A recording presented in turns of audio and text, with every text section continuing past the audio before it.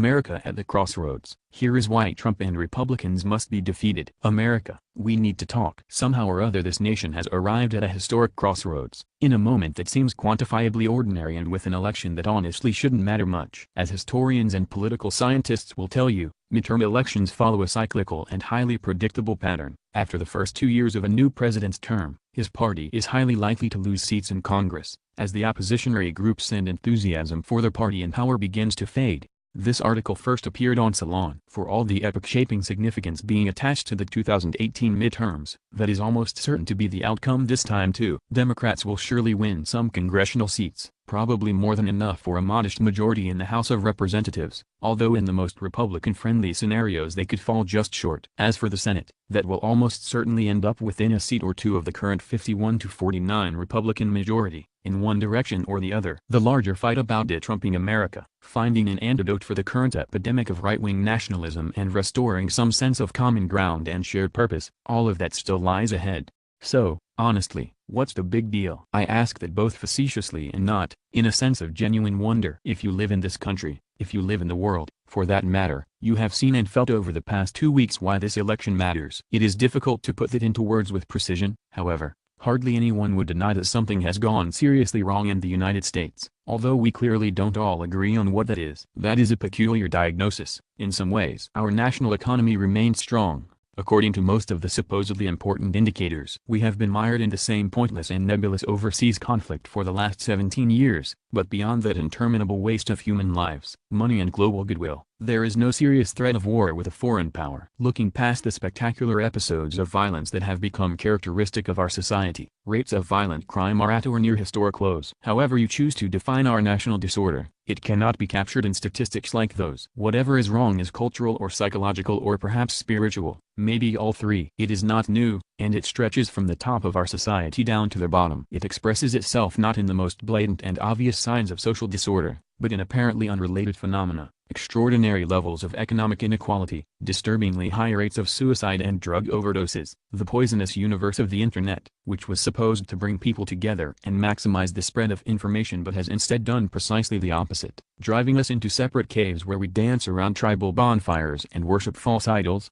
It has become commonplace to say that Donald Trump and his allies are undermining democracy, and it's hardly necessary to list a litany of examples. The hateful and divisive rhetoric, the mysterious relationship with the Russian government, the overt longing for a police state, the nudge-wing flirtation with white supremacy and other versions of far-right nationalism. All of that has happened, but to focus on those details as if they came from nowhere is the ultimate example of putting the cart before the horse. Democracy had been well and truly undermined before Trump and friends came along and perceived an opportunity. Trump is only a symptom of what ails America, not the cause. If Trump was the vector that unleashed Caesar Sayoc Jr., who tried to blow up numerous prominent liberals with mail bombs, or Robert Bowers, who murdered 11 Jewish worshippers at their synagogue in Pittsburgh, that's not the same as saying he bears personal responsibility for their actions. We all do, which is one reason why the last week or two have been so profoundly upsetting for so many of us. We all allowed this to happen. It's crucially important for the Democratic Party to win this election. I say that with certain philosophical and political misgivings, and without being entirely sure that, in the larger sweep of history, it even matters. But a big victory on Tuesday would have enormous symbolic importance, not so much for the party and its candidates but for the rest of us. It would bring hope to many people who have felt hopeless for the last 2 years. It would suggest to many disheartened Americans that despite all of the signals to the contrary, our destiny remains in our own hands.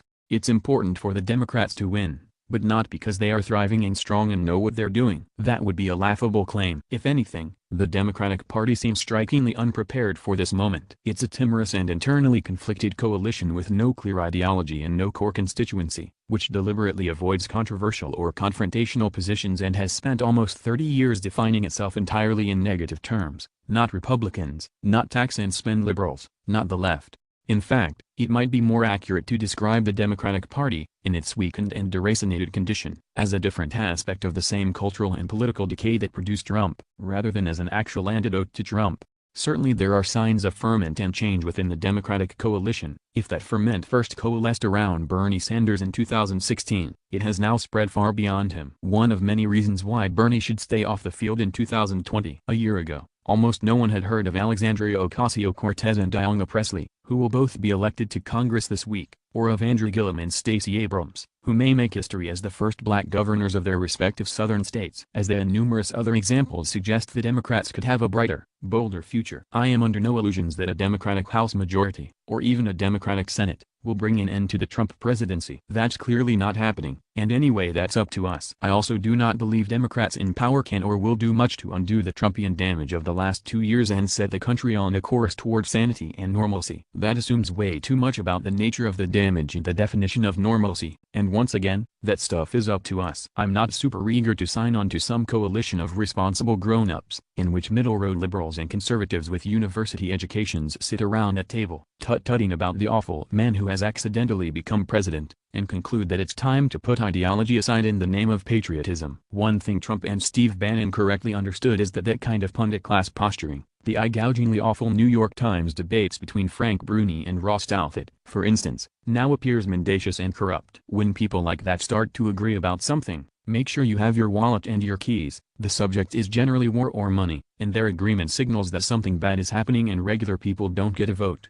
But what I have to say admittedly isn't that different. It's important for the Democrats to win because, as a friend of mine once put, they are the only car in the driveway that will actually start. Like it or not, and I pretty much don't, they are the only vaguely normal political party this country has at the moment. To be direct, they are the only party standing in the way of a slow metastasizing and especially mendacious form of fascism. I have steered away from that word in pondering the Trump phenomenon. It usually feels lazy. But after the shocking events of the last 2 weeks, and after the ever darker tone of last-minute Republican propaganda, no other word will do.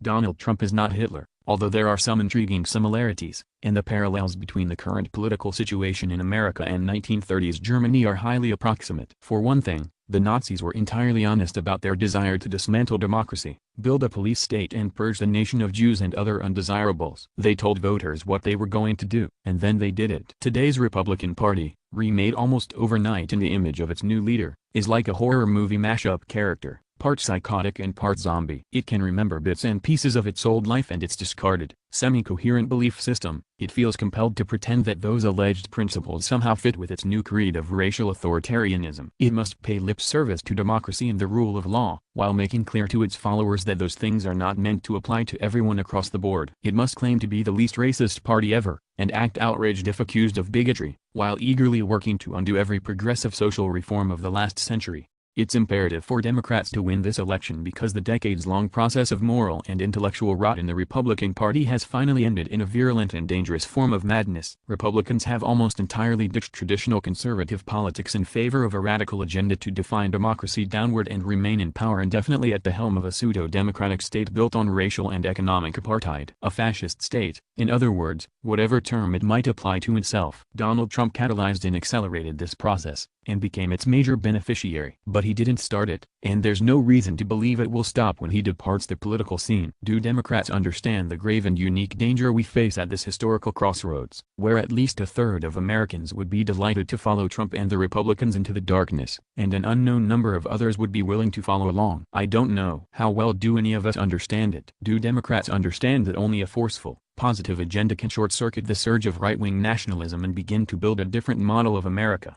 and that defensive half measures will never be enough? You know the answer to that one. Making that possible is up to us. That work can begin on Wednesday. I am no defender of the Democrats. I don't want to be part of some coalition of responsible, grown-up liberals, moderates and conservatives. We do not do political endorsements at Salon, and I believe it's important for independent media to maintain a critical distance from the two major political parties, which is not the same thing as pretending to be impartial or declining to express an opinion. Years ago, Bill Moyers, one of my principal role models, told me that when he moved out of politics and into journalism he became a registered independent, which he saw as a matter of principle. The question of who will win and who should win, he told me, are never the interesting ones. Those have more to do with why whatever is happening, and what stories we choose to tell ourselves about it.